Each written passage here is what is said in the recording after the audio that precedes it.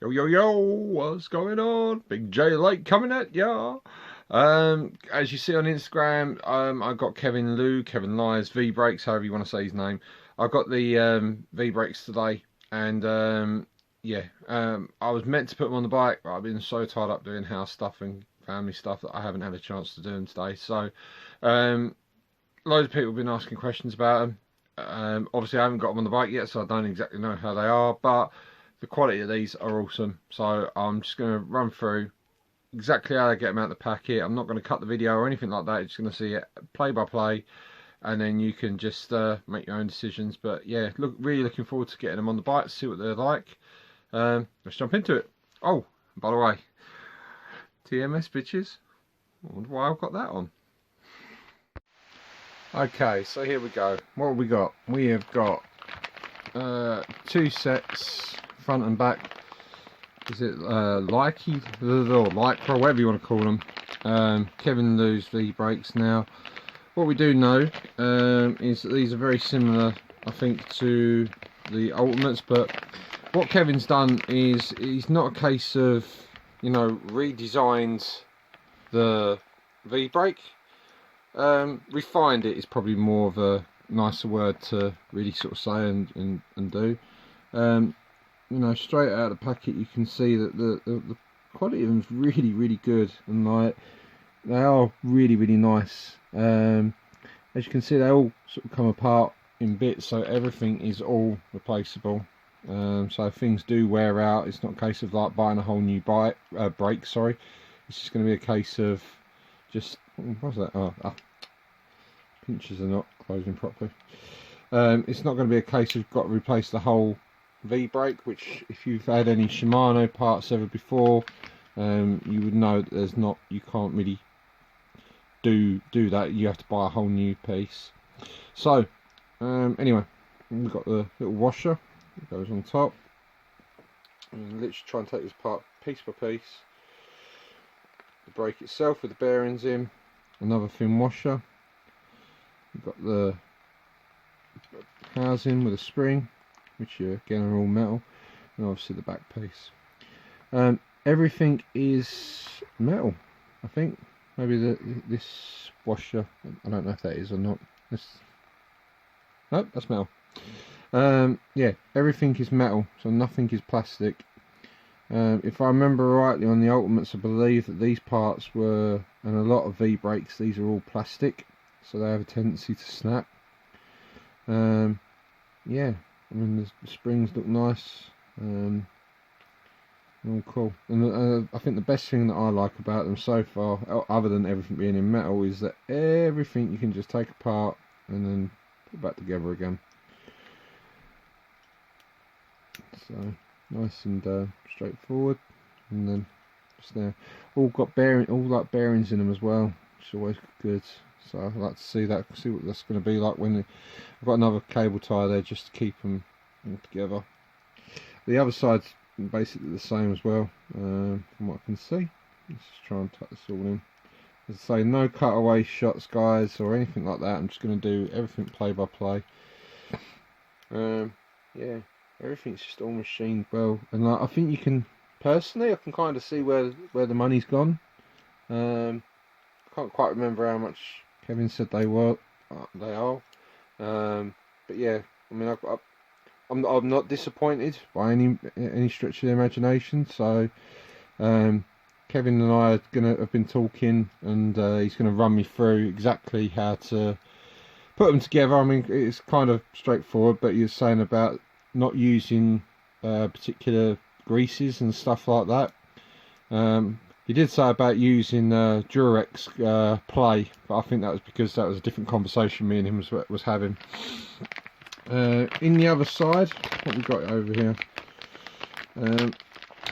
again, you've got that nice little bit of branding going on there. These bolts are lovely, look at them. They're cool. All really nicely done there. My cat meowing at me there, wanting to come in, get on some of the action. What else we got over here? We've got a noodle, and of course we've got two bolts. Yeah. So that all comes in just one packet. We're just going to move them to the side for a sec.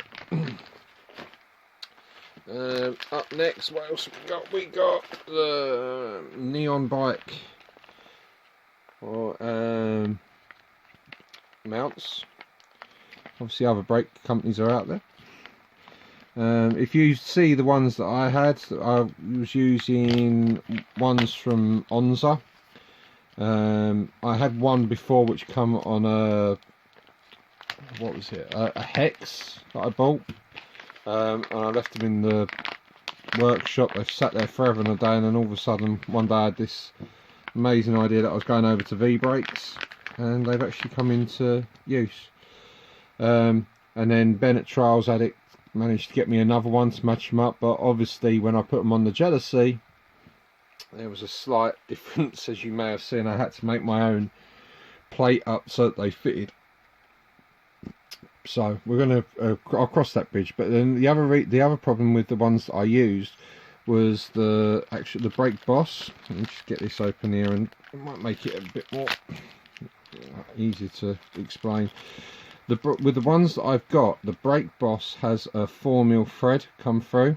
So obviously these are 4mm bolt threads that go through. So one goes into one mount, and then on my ones, you would screw the boss into this hole here. Now the problem was with that, when the V-brake was on, it was actually hitting the tyre and not the actual rim. So the way I got round it was I ended up making a plate and then moving the whole thing down and then screwing this hole into one of the bits on the frame, and then the other one was kind of just floating in, not floating in the air, but it bolted through the piece of alley. Not an ideal, but it does move this down so that I could actually get it down. What this does, as you can see, is that both the bolts would just line up with the 4mm bolts like it should.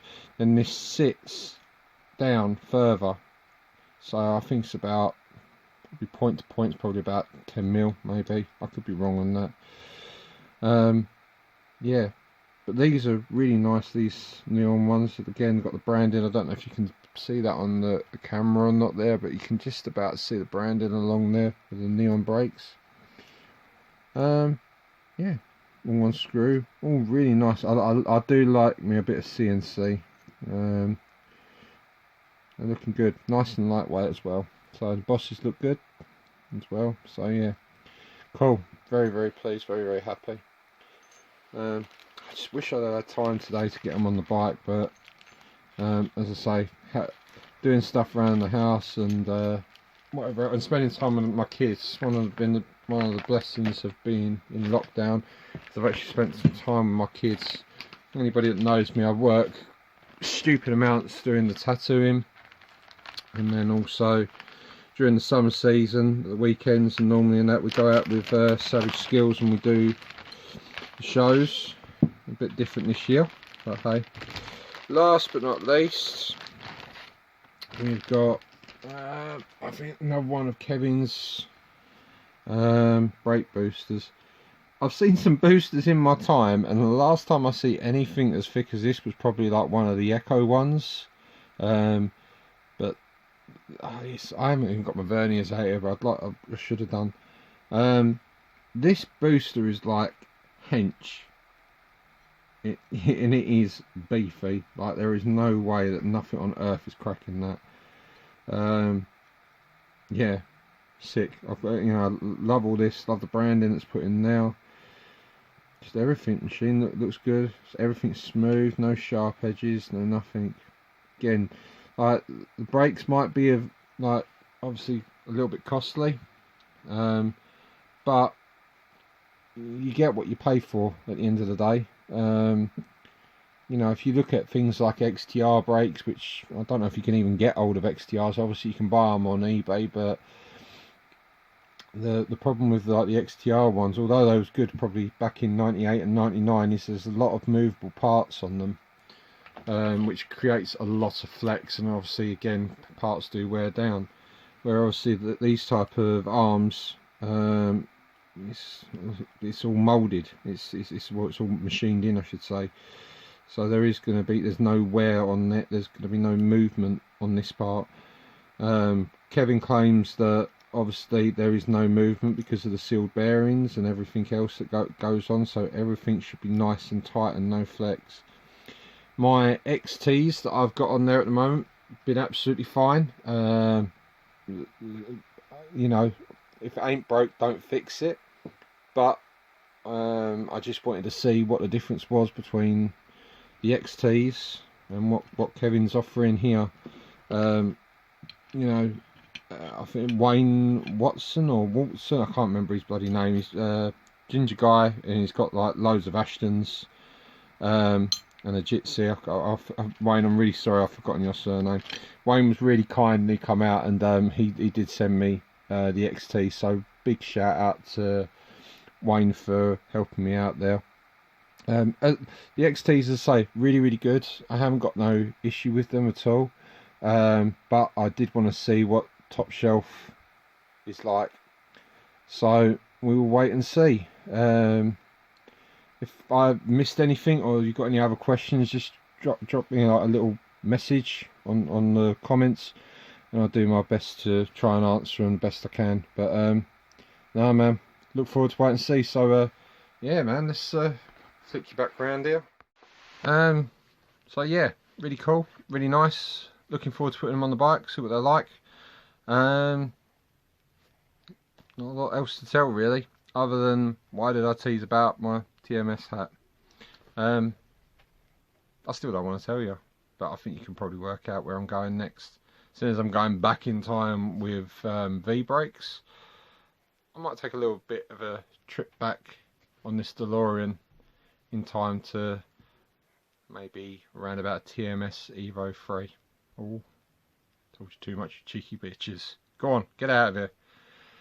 Team Toast Radical Bikes, go and support Trials Addict, go and support Radical Bikes, go and support Team Toast, go and have a look at Kevin's stuff, go and support him. Just give love to everybody, you know, guys. Life's too short. Just go and show your support for everybody, and less hate, more love. Peace.